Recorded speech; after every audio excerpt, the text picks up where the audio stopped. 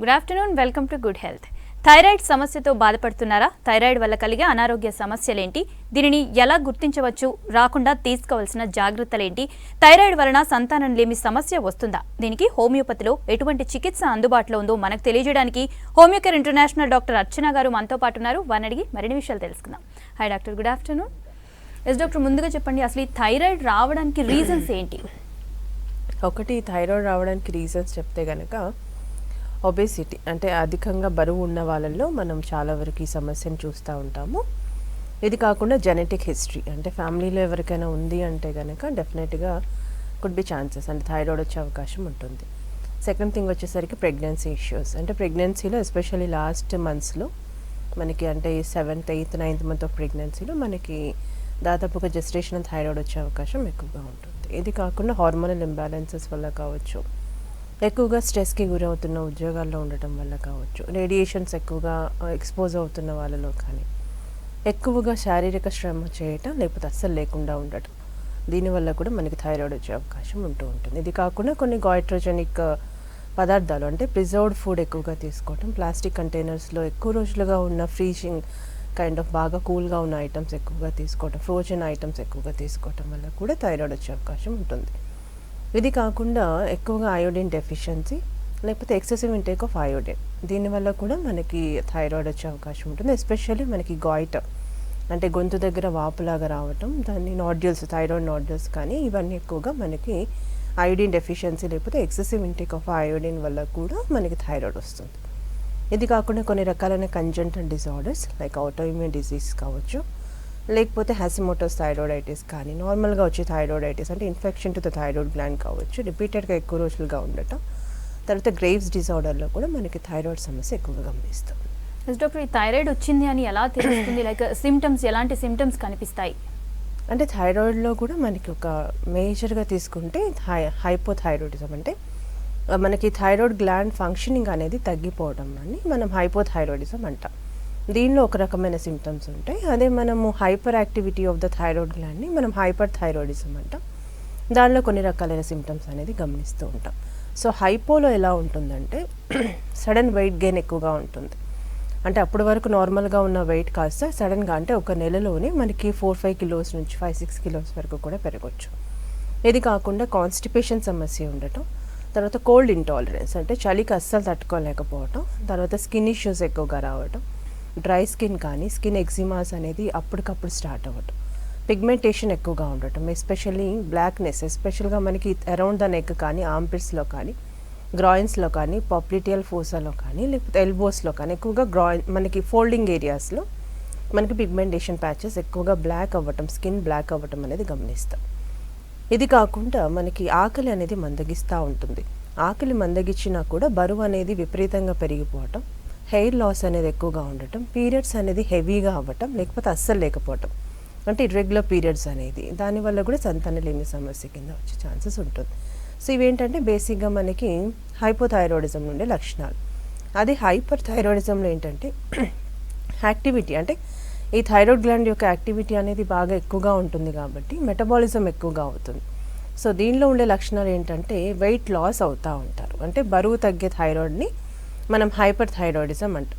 దీనిలో ఆకలి ఎక్కువగానే ఉంటుంది కానీ ఎంత తీసుకున్నా కూడా బాడీ అనేది అబ్జార్ప్షన్ ఉంటుంది, మాల్ న్యూట్రిషన్ లేకపోతే mall absorption of the food particles అనేది జరుగుతూ ఉంటుంది. ఎందుకంటే థైరాయిడ్ గ్లాండ్ అనేది బేసిక్గా మన బాడీ మెటబాలిజం అనేది ప్రాపర్గా ఉండేటట్టుగా చేసే గ్లాండ్ ఫంక్షనింగ్, దాని యొక్క ఫంక్షనింగ్ అది, అంటే మనం హార్ట్ బీట్ సరిగ్గా కొట్టుకోవాలన్నా, రెస్పిరేషన్ అనేది సరిగ్గా కరెక్ట్గా ఉండాలన్నా, మన బాడీ తీసుకునే ఫుడ్ అనేది ఎనర్జీ రూపంలో కన్వర్ట్ అవ్వాలన్నా కూడా థైరాయిడ్ గ్లాండ్ ఫంక్షనింగ్ అనేది వెరీ ఇంపార్టెంట్.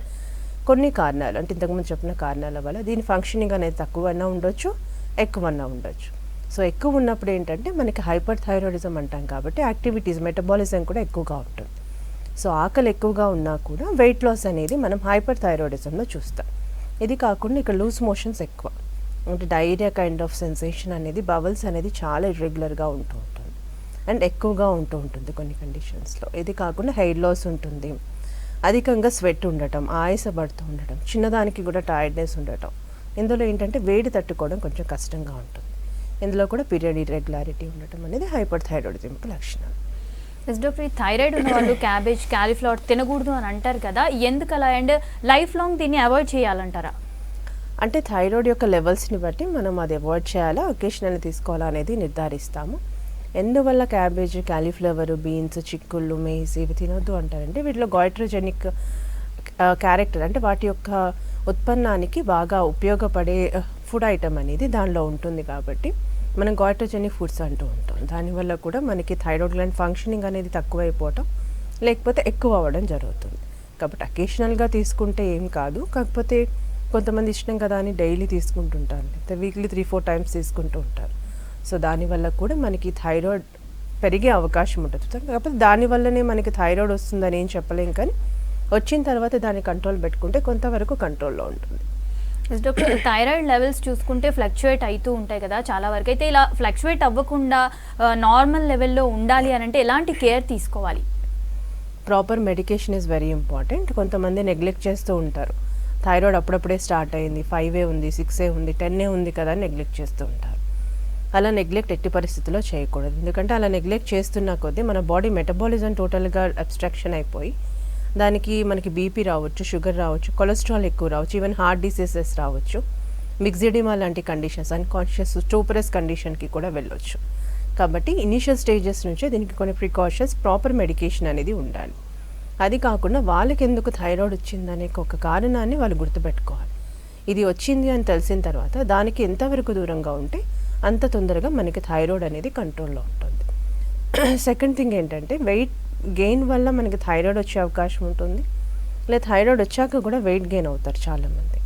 సో అలాంటప్పుడు ఒబేసిటీ లేకుండా వాళ్ళ బిఎంఐ అనేది కరెక్ట్గా ఉండేటట్టుగా చూసుకోవాలి. అంటే వాళ్ళ హైట్కి, వాళ్ళ ఏజ్కి తగ్గట్టుగా ఎంతవరకు వెయిట్ అయితే ఉంటే కరెక్ట్ అనేది చూసుకొని వెయిట్ అనేది కంట్రోల్ చేసుకోవాలి. ఎక్కువగా ఈ నైట్ షిఫ్ట్స్ చేసే అమ్మాయిలో ఇలాంటి హార్మోనల్ ఇంబ్యాలెన్సెస్ వల్ల కూడా థైరాయిడ్ గమనిస్తూ ఉన్నాం. కాబట్టి వాళ్ళు తీసుకునే ఫుడ్ ఐటమ్స్ కానీ ఫుడ్ రెగ్యులారిటీ కానీ కరెక్ట్గా ఉండేటట్టుగా చూసుకోవాలి. తర్వాత రెగ్యులర్గా ఫిజికల్ యాక్టివిటీ అనేది కంపల్సరీగా చేయాలి. మొబైల్స్ కానీ, సిస్టమ్స్ కానీ, ల్యాప్టాప్స్ కానీ చాలా వరకు అంటే రేడియేషన్స్కి దూరంగా ఉంటే చాలా వరకు దీని నుంచి కొంత ఉపశమనం అయితే దొరుకుతుందనే చెప్పాలి. ఇది కాకుండా ఈ గాయిట్రోజెనిక్ ఫుడ్స్ అనేది చాలా వరకు తగ్గించుకుంటే బెటర్గా ఉంటుంది. డాక్టర్, అసలు థైరాయిడ్ ఎవరిలో వచ్చే అవకాశం ఎక్కువగా ఉంటుంది? లైక్ ఏజ్ వైజ్ చూసుకున్నా కానీ, జెండర్ వైజ్ చూసుకున్నా కానీ ఎవరిలో ఎక్కువగా చూస్తూ ఉంటారు? అంటే ఎక్కువగా మన థైరాయిడ్ సమస్య అనేది అమ్మాయిల్లో ఎక్కువగా చూస్తుంటాం, ఫీమేల్స్లో ఎక్కువ.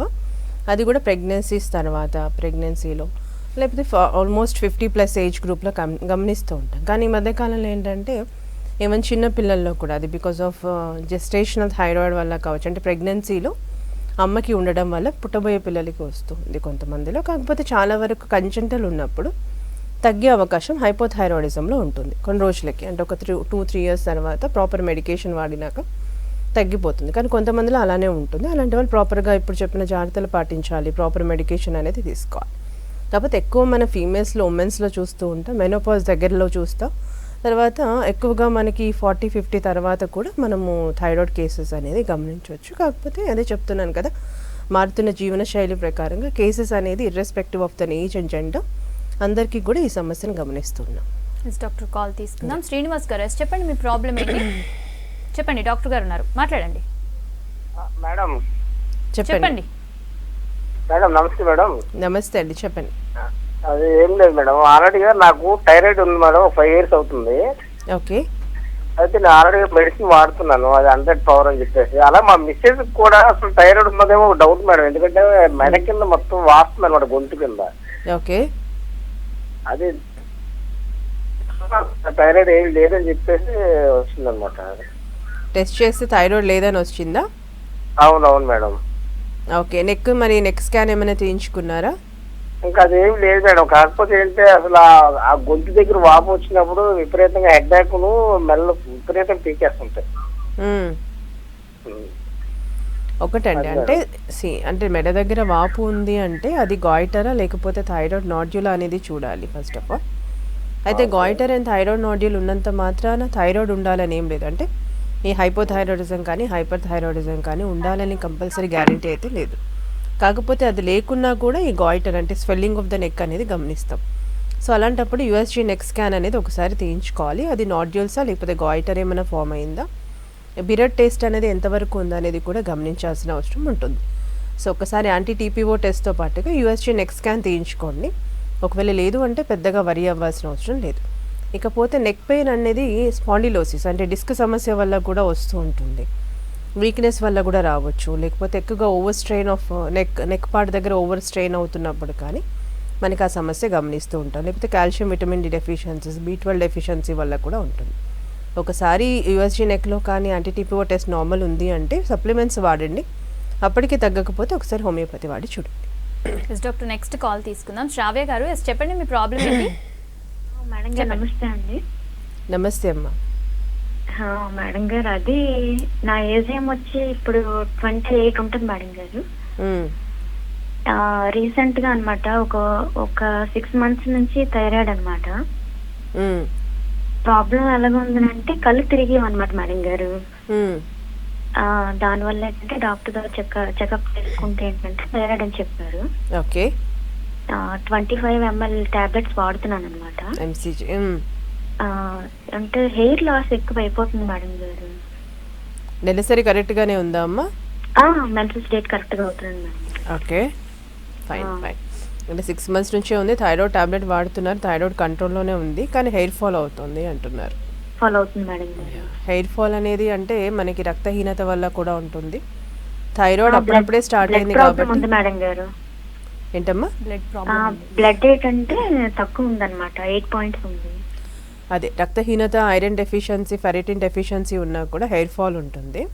నేను థైరాయిడ్ కూడా ఇప్పుడిప్పుడే వచ్చింది, ఇప్పుడిప్పుడే మెడిసిన్ వాడుతున్నారు. ఆ గ్లాండ్ ఫంక్షనింగ్ ఇప్పుడిప్పుడే నార్మల్ అవుతుంది కాబట్టి సెటరేట్ అయ్యే వరకు కూడా హెయిర్ ఫాల్ ఉంటుంది. ఈవెన్ వింటర్స్లో కూడా కొంతవరకు ఈ చల్లదనానికి కూడా హెయిర్ ఫాల్ ఉంటుంది. సో ఫస్ట్ చేయాల్సింది, ఐరన్ కూడా తక్కువనే ఉంది, హిమోగ్లోబిన్ అంటున్నారు కాబట్టి రక్తం వచ్చే పదార్థాలు ఎక్కువగా తీసుకోండి. లైక్ ఐరన్ సప్లిమెంట్స్ కానీ, లేకపోతే ఫుడ్లో కూడా మనకి దానిమ్మ కావచ్చు, లేకపోతే బ్లాక్ గ్రేప్స్ కానీ, అంజీర్ కానీ, ఇలాంటి వాటిలో ఎక్కువగా ఉంటుంది. అది కూడా తీసుకొని చూడండి అమ్మా. ఎస్ డాక్టర్, నెక్స్ట్ కాల్ తీసుకుందాం. ప్రసాద్ గారు, ఎస్ చెప్పండి మీ ప్రాబ్లం ఏంటి? చెప్పండి, డాక్టర్ గారు ఉన్నారు, మాట్లాడండి. హలో. ఎస్ చెప్పండి, డాక్టర్ గారు ఉన్నారు, మాట్లాడండి. మీ ప్రాబ్లం ఏంటో చెప్పండి. మేడం, మా మదర్ కు థైరాయిడ్ అని చెప్పి గొంతు కింద వాపులు ఉన్నాయి. ఓకే, బిడ్డలు ఉన్నాయి. ఓకే చెప్పండి. చెప్పండి, వింటున్నాను. చెప్పండి, డాక్టర్ గారు వింటున్నారు, మాట్లాడండి. వినపడుతుంది. యా చెప్పండి. హలో. గొంతు కింద గడ్డలు ఉన్నాయి, చెప్పండి. మా మదర్ కు గొంతు కింద గడ్డలు ఉన్నాయి మేడం. ఓకే. థైరాయిడ్ అని చెప్పి టెస్ట్ చేసి థైరాయిడ్ లేదన్నారు. వాళ్ళు FN చేసి థైరాయిడ్ అని టెస్ట్ చేసారు, టెస్ట్ ఇన్ఫెక్షన్ ఉందని చెప్పారు మేడం. అది స్కానింగ్ చేస్తున్నాము, ఇంత 1.7 1.5 ఉంది సేమ్ అని. ఏముంది 127? 1.7 1.5 cm అంటే గడ్డలు గొంతులో. టెస్ట్ చేస్తున్నాము, గొంతుల్లో అవి లేవని చెప్పారు మేడం. థైరాయిడ్ టెస్ట్ చేస్తే ఈ థైరాయిడ్ FN చేసి థైరాయిడ్ అని చెప్పారు.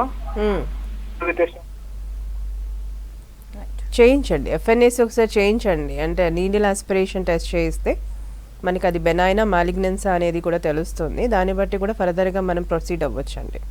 అదే చెప్పాను ఇంతకుముందు కాలర్తో కూడా, థైరాయిడ్ ఉండాల్సిన అవసరం లేదు, కాకపోతే గొంతు దగ్గర వాపు కానీ నాడ్యూల్స్ కానీ ఫామ్ అవుతూ ఉంటాయి. ఒకసారి FNAC చేయిస్తే క్లియర్ అనేది డౌట్ అనేది క్లియర్ అవుతుంది.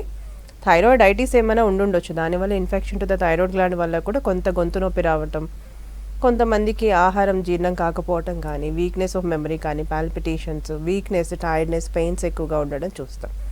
సో ఒకసారి FNAC చేయించుకుంటే డౌట్ క్లారిఫికేషన్ వస్తుంది. ఎస్ డాక్టర్, హైపోథైరాయిడిజం అన్నారు కదా, ఒక దాంట్లో వెయిట్ ఎక్కువ గెయిన్ అవుతారు, ఒక దాంట్లో లాస్ అవుతారు అని అన్నారు. అసలు ఈ రెండిట్లో ఏది ఎక్కువ క్రిటికల్, ఏది ఎక్కువ ఇబ్బంది పెడుతూ ఉంటుంది? హైపర్తో పోలిస్తే హైపర్ తగ్గడం కొంచెం కష్టమనే చెప్పాలి. Hyperactivity of the thyroid గ్లాండ్ని కంట్రోల్ చేయడం అవుతుంది, కాకపోతే టైం టేకింగ్ అనే చెప్పాలి కంపేర్ టు ద హైపోథైరాయిడిజం.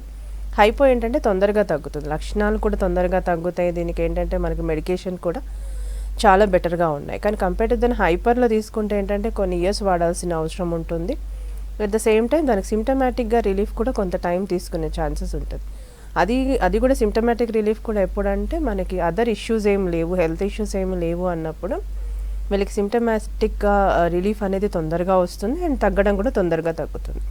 కానీ హోమియోపతి మెడికేషన్స్ ఇనీషియల్ స్టేజెస్ నుంచి వాడుకుంటే కనుక హైపర్ థైరాయిడిజం అయినా హైపోథైరాయిడిజం అయినా కూడా మ్యాక్సిమం లైఫ్ టైం మెడిసిన్స్ వాడాల్సిన అవసరం లేకుండా, లేకపోతే మినిమైజింగ్ ఆఫ్ ద డోసేజ్ అంటే ట్యాబ్లెట్ని డోసేజ్ అనేది తగ్గించుకుంటూ దానివల్ల వచ్చే కాంప్లికేటెడ్ స్టేజ్కి వెళ్ళకుండా సిమ్టమ్ సిమిలారిటీ అనేది తగ్గేటట్టుగా చేయొచ్చు.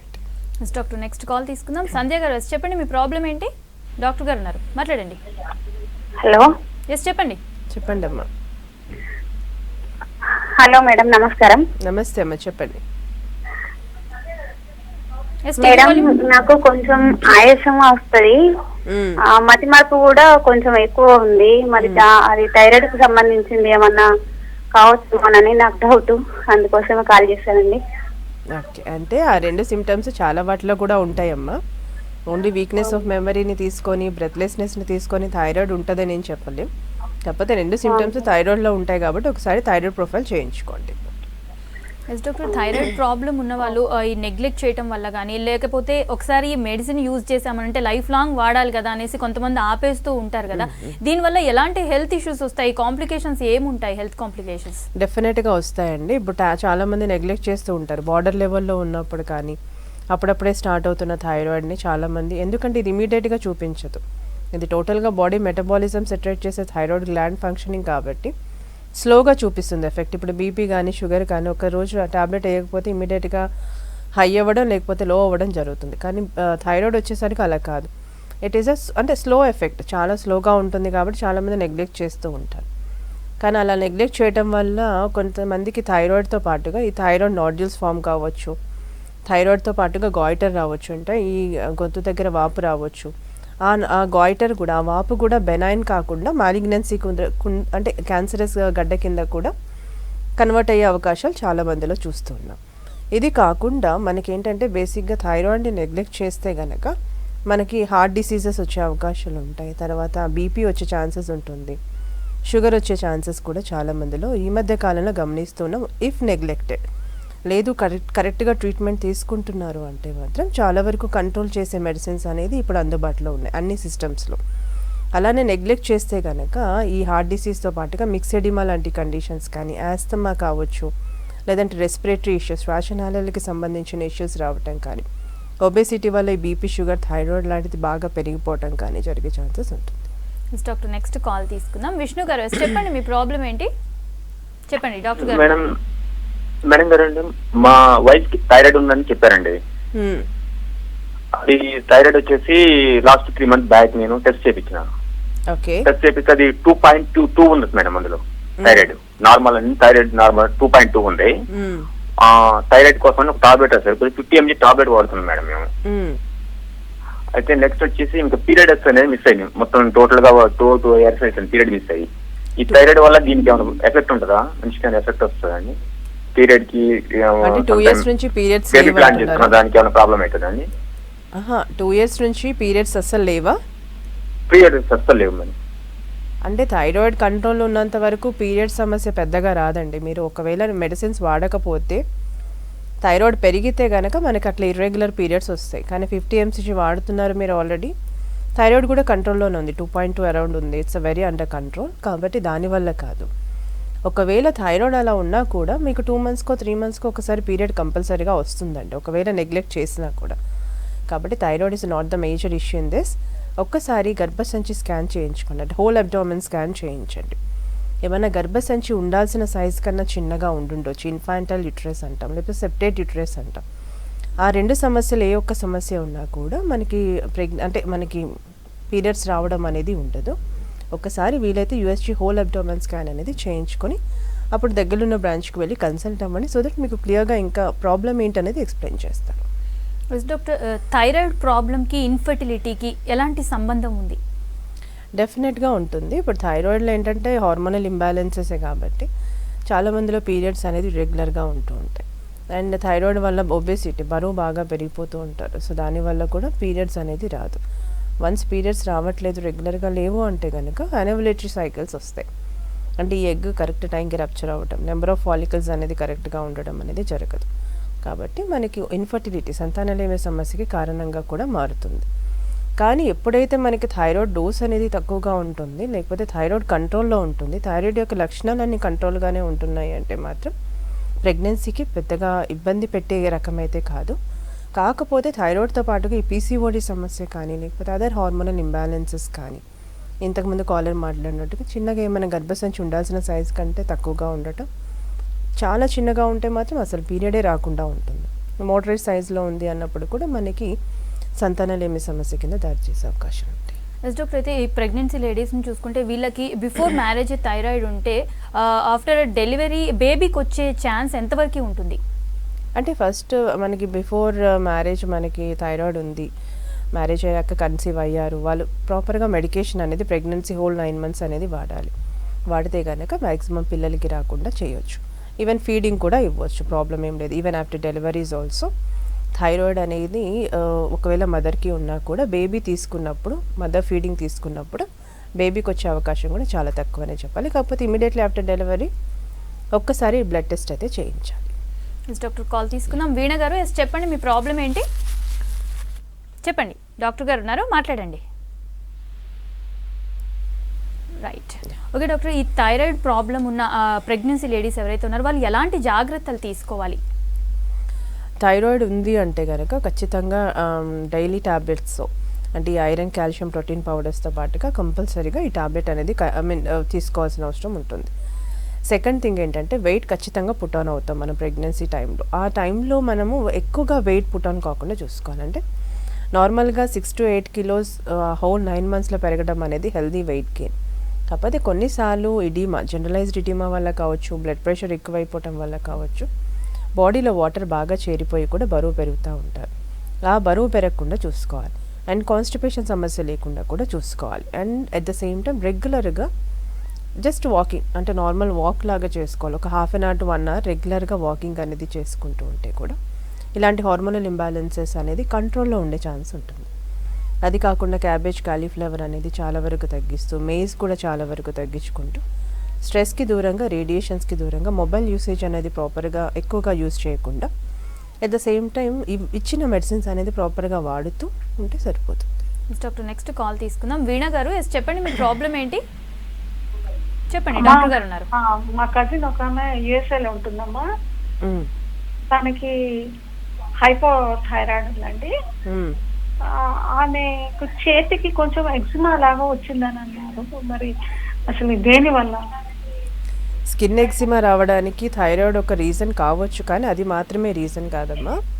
అదర్ ఇష్యూస్ కూడా ఉంటాయి. అంటే మన కాంటాక్ట్ డెర్మటైటిస్ కావచ్చు, సడన్ వెదర్ చేంజెస్ వల్ల కావచ్చు, తీసుకునే ఆహారంలో ఎక్కువగా ఈ అంటే నార్మల్గా ఎలర్జిక్ టెండెన్సీ ఉన్న ఫుడ్ లైక్ ఎలా మనకి వంకాయ కానీ, పులుపు కానీ, ఫిష్ కానీ, నాన్ వెజిటేరియన్ ఎక్కువగా తీసుకున్నా కూడా కొంతమందికి ఉంటూ ఉంటుంది. కోల్డ్ ఇంటాలరెన్స్ ఉన్నప్పుడు కూడా ఆల్రెడీ థైరాయిడ్ ఉంది అంటున్నారు కాబట్టి కోల్డ్ ఇంటాలరెన్స్ ఎక్కువగా ఉంటుంది. అలాంటి వాళ్ళలో స్కిన్ డ్రై అయిపోయి కూడా ఎగ్జిమా కింద ఫామ్ అవుతుంది. సో ఎనీవే థైరాయిడ్ అనేది కంట్రోల్ పెట్టుకుంటే ఎగ్జిమాకి కనుక ట్రీట్మెంట్ తీసుకుంటే అది పెద్దగా మేజర్ ఇష్యూ కాదు.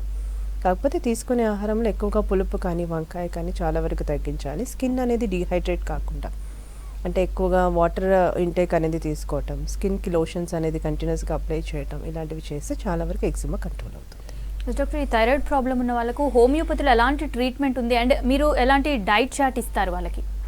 డైట్ చార్ట్ అనేది dos and don'ts for thyroid problem, any thyroid, either it might be a hyper or goiter or nodules or cancer, any kind of ప్రాబ్లమ్కి ఒకటే డైట్ చార్ట్ ఇవ్వడం జరుగుతుంది. ఏమేమి చేయాలి, ఏమేమి చేయకూడదు అనే జాగ్రత్తలు పాటించాల్సి ఉంటుంది. అట్ ద సేమ్ టైం ప్రాపర్గా మెడికేషన్ అనేది వాడాలి. Okay, thank you doctor. ఇది ఇవాల్టి good health. Stay tune to V6 News.